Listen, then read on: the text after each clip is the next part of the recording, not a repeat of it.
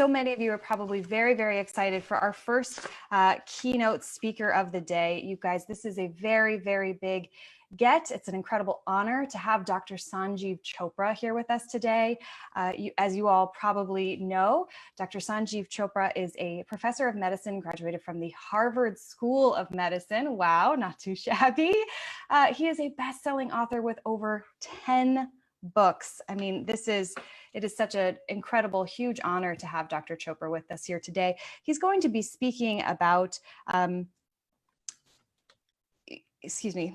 he has a very special talk delivered for us here today. And I just want to, excuse me while I'm juggling a couple things, ensure that he is in fact on. Yes, all right. Okay. All right. His latest two books are, of course, 2 Important Days: How to Find Your Purpose and Live a Happier and Healthier Life. Without further ado, you all, I don't think I can do any more justice to the incredible talent that is Dr. Sanjiv Chopra. Dr. Chopra, please welcome to the stage, everybody. Give a warm welcome in the chat to Dr. Sanjiv Chopra. It's afternoon in Boston, so good afternoon. Good afternoon. Oh my gosh, Boston. Right. I'm privileged to be with all of you and to share with you some reflections about how we can deal during this global pandemic, during this time of consternation and chaos and crisis. I've been very fortunate to have now been able to reach out to maybe 500,000 people across the globe with this message. Of course, it keeps evolving every few days, every week when I do it. I change it a bit because I'm constantly learning, as I'm sure you are. So if we could have the first slide on. Started, I'm very privileged to be in your midst to share with you some reflections about physician and in general, everyone's well-being. The word eudaimonia, literally translated from Greek, means flourishing. The ancient Greeks did not use the word happiness, they used the word eudaimonia. Socrates was the first to argue that happiness was not just bestowed upon a select few, the royalty, nobility, the poets and philosophers, but everyone was entitled to happiness. And that happiness and virtue were inextricably linked. Now we have next, true heroes amongst us. And these we all know are the first responders, the nurses, the doctors, the pharmacists, the fire people, the policemen, people working in grocery markets, people making sure the internet is working. And every morning when I wake up, I say a small prayer for them. Salute them. We know this is happening all over the world. People are opening their doors and windows and ringing bells or using spoons on their plates to salute the first responders. We owe them an indelible debt of gratitude. Next, we've also noticed that planet Earth is healing. On the top left, you see a town in northern India. It's called Amritsar. And for the first time, miles away, they can see the Himalayas. Yosemite Park has never been so pristine. The canals in Venice are clean. There are fish and dolphins swimming. The cherry blossoms in Washington, in New York, in Boston, in April, late April of this year, have never been so dazzling. Next, we humans need to heal too. We need to take a cue from planet Earth. And I respectfully suggest we do the following things. Next slide, please. Many of us use affirmations. We say affirmations in the morning. We wake up, we look in the mirror and say, today will be a great day. I'll be very happy, I'll be very successful, I'll accomplish all my goals for the day. But there's neuroscience to back up saying affirmations at night. when you put your head on the pillow. And I've shared this with many, many people, with a dear spiritual friend of mine, Adrian Wilkins, in a happiness workshop. I expand with abundance, success, happiness, and love every day and inspire others to do the same. Say it softly, few times as your head hits the pillow. Early on, when you start doing this, you may want to write it down and put it on your mirror or on your fridge or your night table. But after you've done it 6, 7 times, you won't need to look at it. There's wonderful neuroscience to say that the brain consolidates memory and comes up with solutions to hard problems during the night. I have a colleague at Beth Israel Deaconess Medical Center. His research has been published in Science, in Nature, the best journals about this work. I invited him to give a talk to 5,000 clinicians at a course I'm privileged to direct in Boston every December. And he was thrilled and he said, Sanjiv, what should we call the talk? And I said, let's call it Sleep on It, ! He had people mesmerized. I'm re-inviting him this December to give the same talk. Of course, it gets updated. I urge you to watch this TED Talk. Next slide. It's called Sleep is Your Superpower by Matt Walker, 2019. And then share it with your friends. He talks again about the power of sleep. He talks about how to get a good night's sleep for people who have difficulty falling asleep or staying asleep. Next slide, please. So start the day with a structured routine. When you wake up, whether it's from an alarm or you woke up spontaneously 2 minutes before the alarm was going to go off, spring out of bed, sing in the shower, stretch, come down to the kitchen and sip your coffee and enjoy the aroma. Set your goals for the day. Now, before you set your goals, find 10 to 20 minutes, next slide, to be in silence, to pray, to meditate.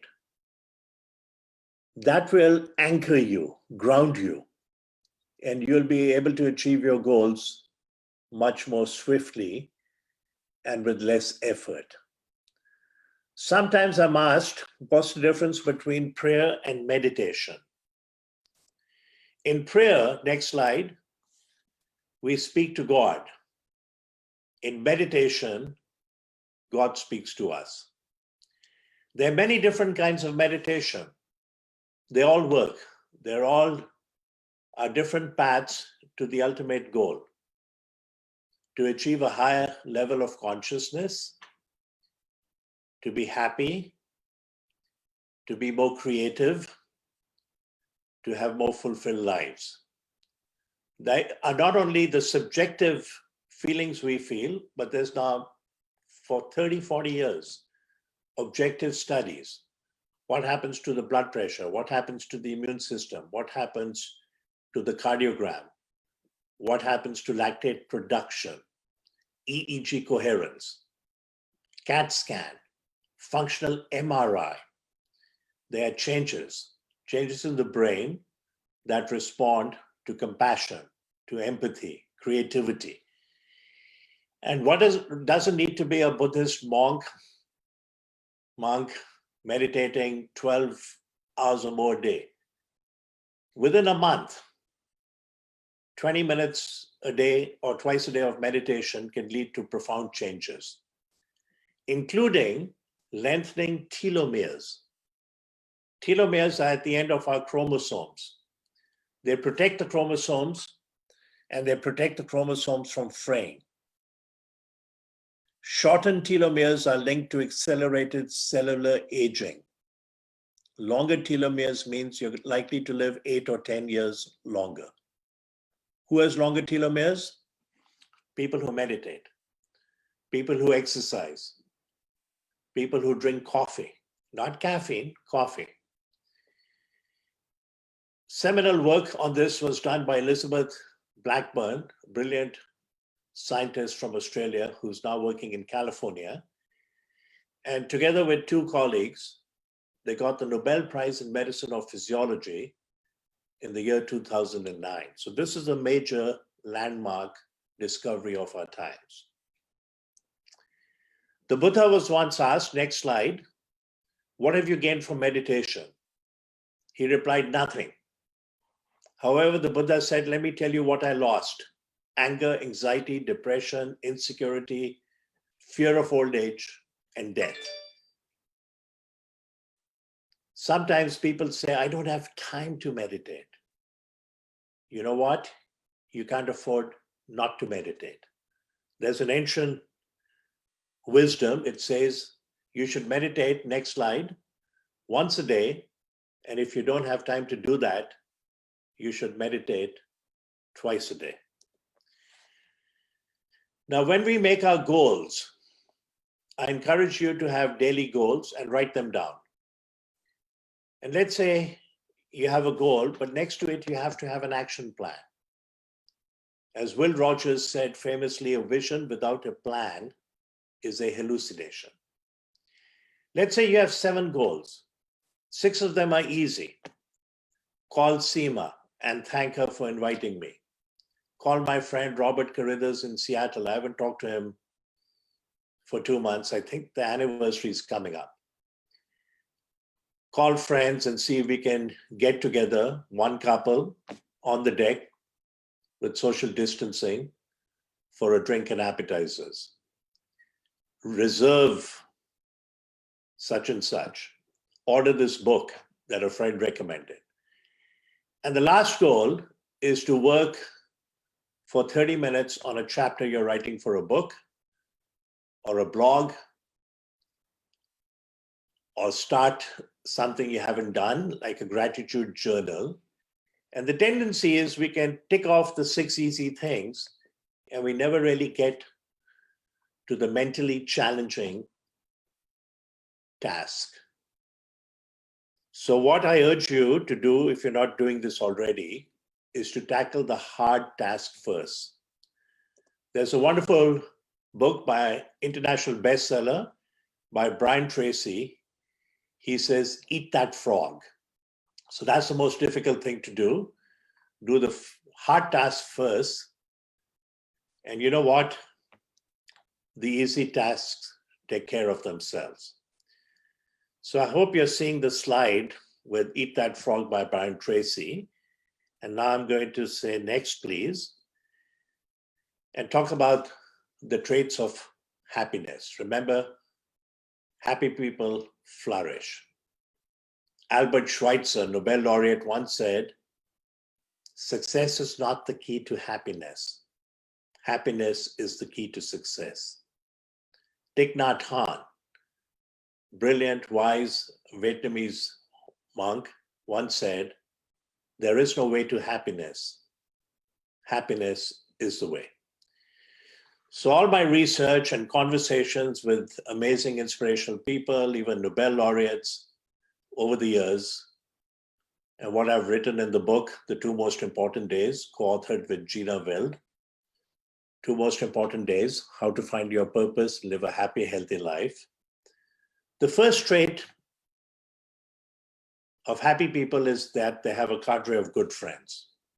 Your friends are your chosen family. Robert Louis Stevenson said, a friend is a gift that you give to yourself.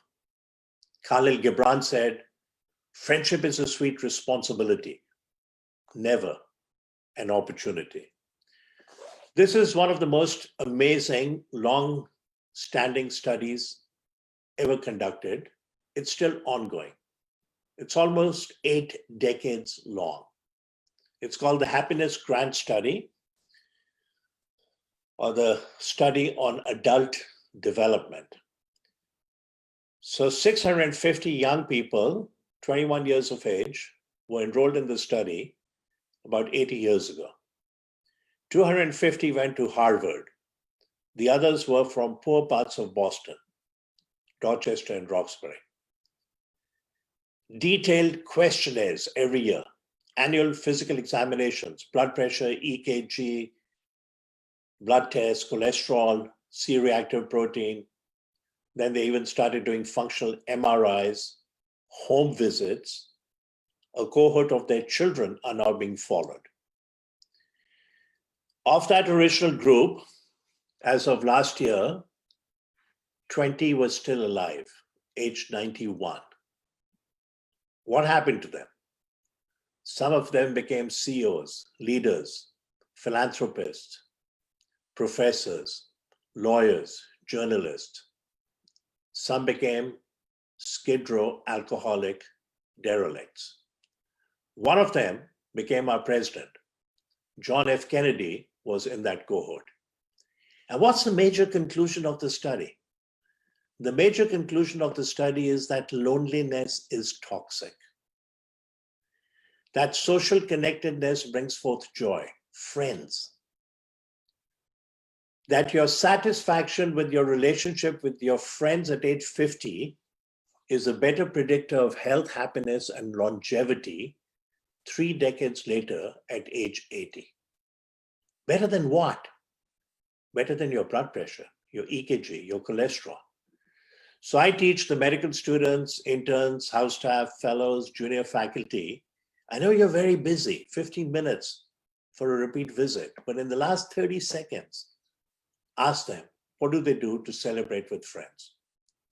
Point them to this study. There's a wonderful book written by George Vaillant.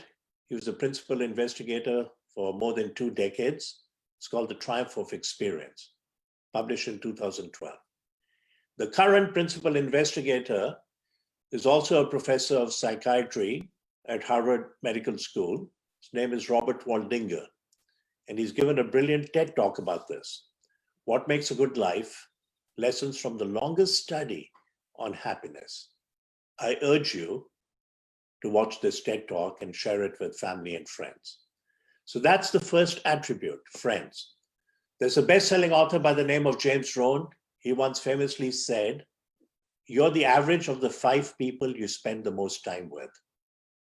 Let me repeat it. You're the average of the 5 people you spend the most time with. So choose your friends carefully and cherish and celebrate everything you can.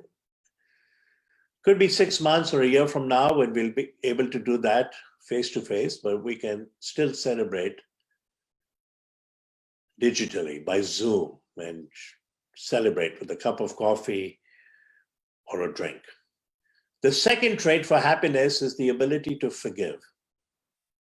Anyone listening to this, if you're holding a grudge against another person, could be an ex, could be a spouse, could be a sibling, could be a kid, could be a boss, could be a neighbor, I urge you to get rid of it. And the moment you make that decision, you'll feel this enormous weight come off your shoulders. You'll be free from the shackles. It's not easy to do. Gandhi once said, forgiveness is the attribute of the strong. The weak can never forgive. The Buddha said, resentment is like holding a hot coal with the intent of hurtling it at the person who has offended you. That person's moved on. Meanwhile, you're burning your hand. But to me, the greatest example of forgiveness is that of Nelson Mandela, who spent 27 years in prison. It's hard to fathom 27 hours or 27 days or weeks or months. And when he's released, he's asked a question, Mr. Mandela, do you harbor resentment against your white captors? And he gave the most eloquent, elegant answer. He said, I have no bitterness, I have no resentment. Resentment is like drinking poison and then hoping it will kill your enemies. He also said, as I walked out the door towards the gate, that's the next slide, that would lead to my freedom, I knew if I didn't leave my bitterness and hatred behind, I'd still be in prison, right? The prison of the mind. Next slide. The third attribute is a saying by Albert Schweitzer, physician, theologian, humanitarian, Nobel laureate. With his wife, a nurse, they had opened a hospital in Gabon, Africa. 1952, he gets the Nobel Peace Prize. And talk about humility. At the ceremony at Oslo, he said, now I have to go earn it. Now I have to go earn it.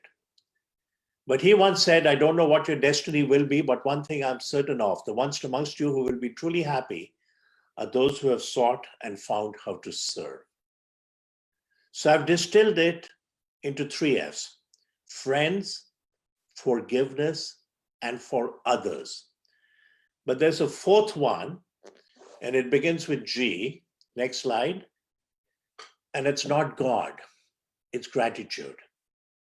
If you don't know the language of gratitude, you will never be on speaking terms with happiness.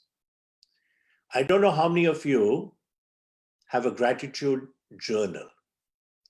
And if some of you don't have it, I urge you to do it. Buy a notebook, put your name on it, call it your gratitude journal. Let's say every Sunday evening, as you're looking at the week ahead of you, what's in store for you? Reflect on what's transpired in the last 7 days and write down what you're grateful for. There's science to back this. It will increase your set point of happiness, which accounts for 50% of one's happiness, by an astounding 25%. Within 6 weeks, Robert Emmons, considered one of the fathers of modern positive psychology, did this research. He's published a wonderful book called Thanks, How the New Science Tells Us the Value of Gratitude. So 4 keys to happiness: friends, forgiveness for others, and gratitude. But happiness is more than the sum total of happy moments.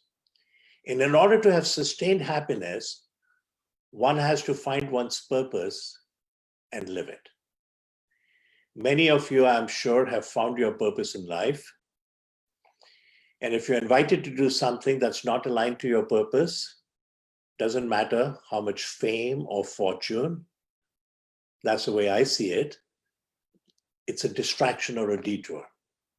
And I beg the person asking me to understand and forgive me.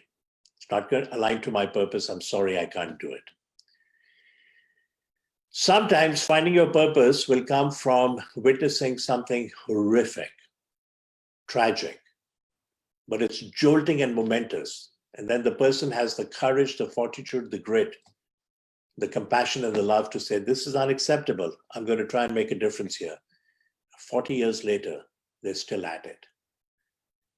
I know an individual by the name of Jaime Aramillo from Colombia. Met him 12 years ago at a leadership conference in Kellogg School of Management in Illinois.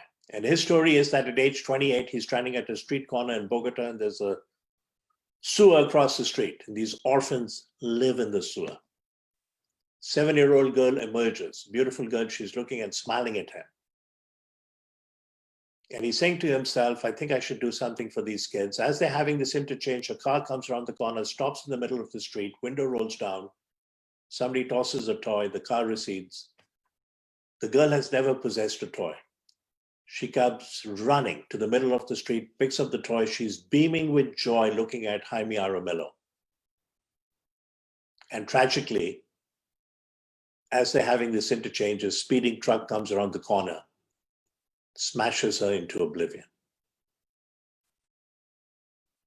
Jaime Aramillo has now adopted, housed, schooled, and fed 52,000 orphans.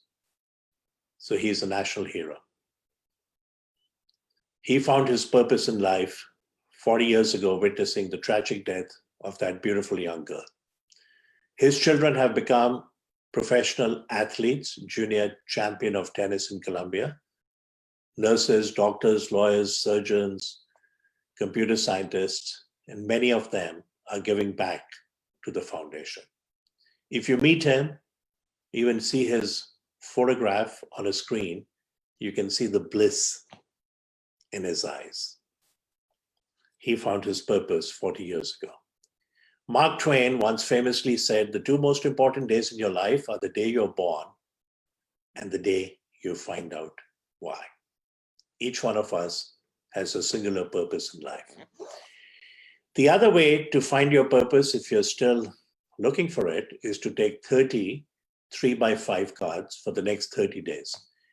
And every night, as you're going to bed, write down 3, 4, 5 things you did that day. And then give it a grade, where 1, you were miserable, 10, if you're lucky, you were in bliss. There'll be many 2s, 3s, 4s, 5s, 6, 7, 8, 9 scale from miserable to bliss. At the end of a month, strike everything between 1 and 5. Look at 6, 7, 8, 9. That made you happy. That gave you joy. That resonated for you. Your purpose is lurking in there. Next slide. Now here you see 5 things on the screen. I should have said I love you more often. I should have had the courage to pursue my dreams and aspirations. I should have traveled more. I should have been the bigger person and said I'm sorry. I should have spent more time with my friends. Who says these 5 things? I think you know it instinctively. These are people in hospice facing imminent death. Asked by a nurse, what are your greatest regrets in life? These were the 5. Nobody said, I should have worked harder. I should have made more money. I should have driven a new Ferrari every 6 months.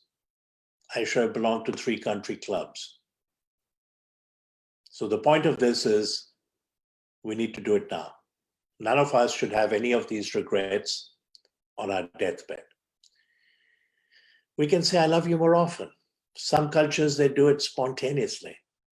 You can have the courage to pursue your dreams and aspirations. You can't travel more right now, but you can travel vicariously. Watch public television, watch Rick Steves going to the most amazing spots on this planet. If you've offended someone, pick up the phone or send them an email and say, I'm sorry. No qualifications. I'm sorry, but as Harry Truman taught us, never ruin an apology with an excuse. Unconditional apology. And spend more time with your friends, your chosen family. And you can do that by Zoom for now or with appropriate social distancing. Next slide, you should see 7 amazing leaders inspiring leadership during the coronavirus. Germany, Taiwan, New Zealand, Iceland, Finland, Norway, Denmark. There are a few other countries, South Korea, a few other countries. I think the most amazing leader right now is Jacinda Ardern from New Zealand, New Zealand's Prime Minister. She was nominated for the Nobel Peace Prize last year, together with Greta Thunberg, the young Swedish activist. They didn't get it. They'll get it next year or the following year. She's an amazing leader. Within 2 weeks of the mass shooting by an Australian in New Zealand, they changed their gun laws. She's investing close to $2 billion to tackle mental challenges in children, training psychologists, psychiatrists, parents, social workers, teachers. Don't wait till they're 20 or 21 and get into big trouble. She has proposed a 4-day week. The indigenous people of New Zealand worship her. She's one of the most popular leaders, 37 years of age. You know, there's the word compassion. Compassion is a verb. She embodies compassion, decisiveness, grit. Grit can be defined as having passion and perseverance for a long-term articulated goal. I think she embodies what people are now talking about as compassionate grit. Not only does she have grit, she's one of the most compassionate people around. Now, if you notice, all 7 of these individuals are women. It's much harder for a woman in a male-dominated society to rise to the pinnacle. So there's a selection process here. But in addition, women are much more nurturing, collaborative, believe in teamwork. It's a wonderful book by Helen Fisher, an anthropologist at Yale. She wrote it many years ago. It's called The First Sex, The Natural Talents of Women and How They're Changing the World. The First Sex, the natural talents of women and how they're changing the world. So we are in the midst of this collective wound right now during this global pandemic. This is one of my favorite quotes, Rumi. He said, "The wound is where the light enters you. It makes us stronger. It makes us more resilient." Viktor Frankl, Holocaust survivor, said, "Happiness cannot be pursued, it must ensue as the unintended side effect of dedication to a cause greater than oneself." He also said, "He who knows the why can bear any how." Everything you do it with integrity, do it with courage, do it with grit, do it with compassion, and you can change the world. Seema, you've put together a brilliant book. I noticed, other than perhaps with one individual, all the authors are women. I'm so blessed to have an amazing wife and 2 daughters and 2 granddaughters who are the purest source of joy in my life. Next slide and the final slide. Let the light enter our collective wound. Let us embrace the light. We will undoubtedly emerge stronger, more compassionate, more humane, better leaders, and more resilient. I thank you for your attention. I could probably squeeze in 5 minutes and delay what I'm supposed to do at 2:30 if there are questions or comments. Thank you. Dr. Chopra, thank you so much. That was truly, truly amazing, inspiring. Wow, what a way to really set the tone. I think just for this entire book launch, and I'm taking this away into my soul, really, really walking away with a lot of great, very actionable, advice and tips. So thank you so much. You're getting all kinds of love in the Facebook group. Somebody says, Amy says, compassion is a verb. I love it. Lots and lots of people just praising your keynote. Thank you so much, Dr. Chopra. Seema, have you got anything? So, by the way, anyone interested in having these slides, they can share them, they can download, they can change, they can use. They don't have to give me attribution. I call it copy left. I love that. Dr. Chopra, we did have a question from one of our viewers today, if I could ask you that. Thomas writes in, what are the major characteristics of a person that manages to overcome fatal diseases? Is that something you could speak to? I think they're resilient. They have a cadre of amazing friends. They believe in prayer, including intercessory prayer, which is prayer done at a distance. Larry Dossey, a physician, used to be chief of medicine at a hospital, has written a number of books. One of them is called, "Be Careful What You Pray For. It May Come True." Yeah. So you can have people going to places of worship in Boston and pray, randomized study. Half the infertile couples in Korea, South Korea, and the others they don't pray for. There's a greater fertility rate and completion of healthy pregnancies. Wow. So prayer can work. It's very hard to do randomized studies. Somebody has cardiogenic shock in the coronary care unit, and you say, okay, we're going to pray for half of them. Well, the other half are being prayed upon by their family, by even the nurses and the doctors. So the best studies are in animals, where you can inflict wounds or put carcinogens in the abdomen, and you pray for half and you don't pray for the other half. And there's a huge difference in survival and cancer growth and spread. Wow. So we have the power to actually help other people. So, and then boost your immune system. One of the best ways is to get 8 hours of good sleep. Make sure you have a good vitamin D level. Drink coffee. I've written a book about this. Coffee has multiple health benefits, low risk of 7 cancers. Yeah, me too. I've got you right there. My coffee's with me at all times. Actually, thank you, Dr. Chopra. Okay. So you guys, you know what my next presentation is going to be.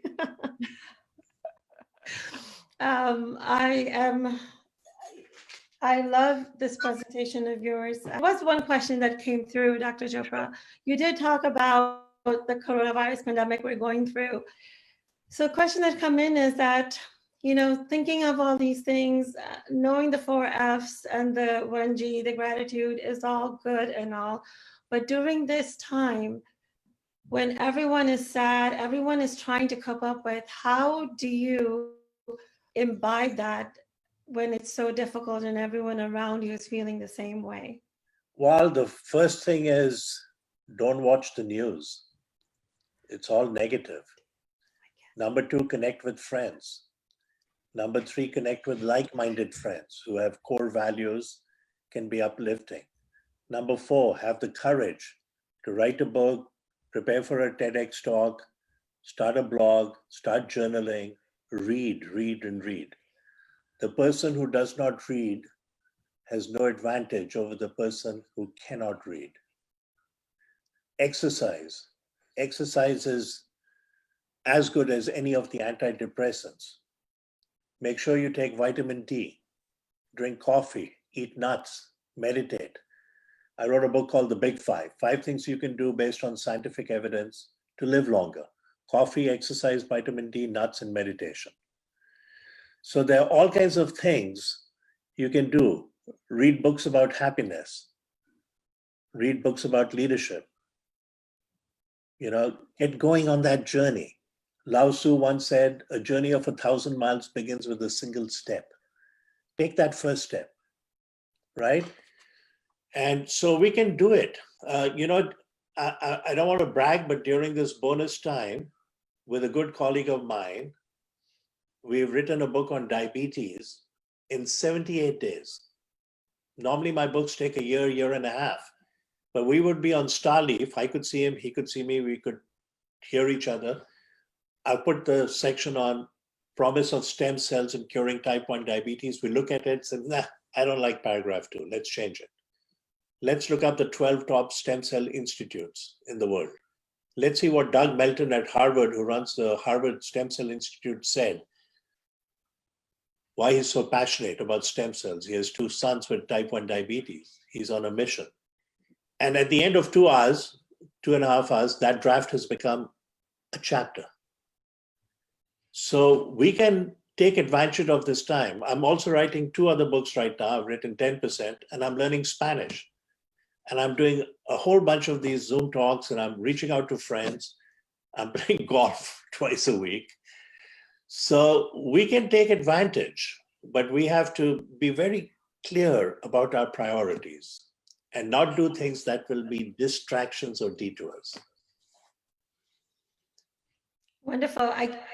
I guess we got a head start, Dr. Chopra, on the book and really finalized everything in the last couple of months. So Wonderful. thank you so much. I know you have to go. I have to go. I have another.